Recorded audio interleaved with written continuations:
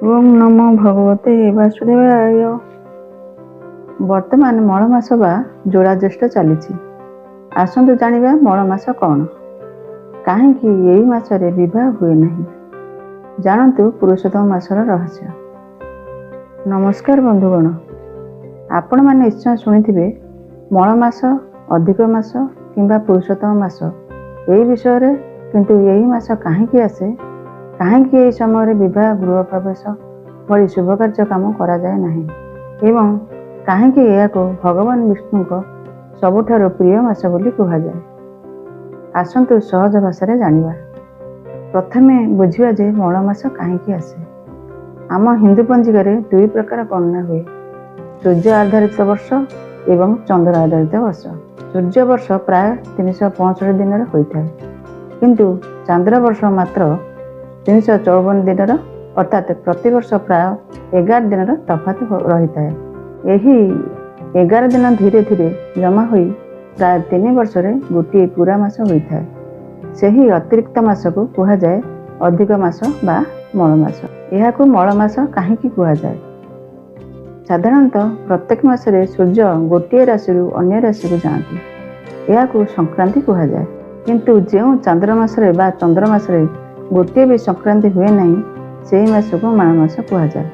यही कारण यह शुभ काम पर उपयुक्त मना जाए नहीं। यही मासरे जो काम करा जाए नहीं, ताहा विवाह, गृह प्रवेश, नामकरण, उपनयन, नुआ व्यवसाय आरंभ, घर निर्माण, एसबू मांगलिक काम साधारणतः बंद करा जाए। ताहले यह पुरुषोत्तम मास कहीं कहुए।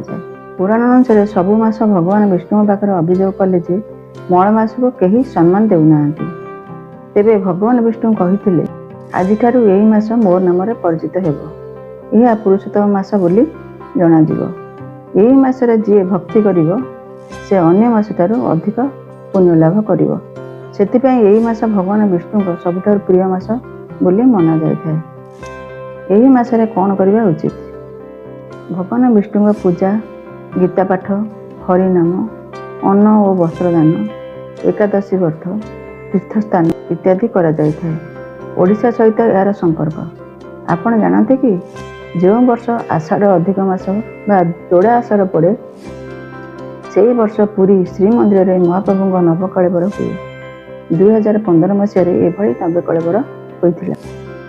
शेष कथा, मल मास बाहर अशुभ लगिपारे, किंतु आध्यात्मिक दृष्टि यह अत्यंत पवित्र मास।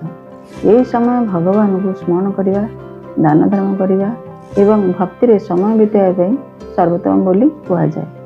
पुरुषोत्तम मासरे हरिनाम स्मरण कले समस्त पाप नाश हुए। वीडियोटी भल लगिले लाइक, शेयर एवं सब्सक्राइब करने को भूलु नहीं। नमस्कार दर्शक बंधु।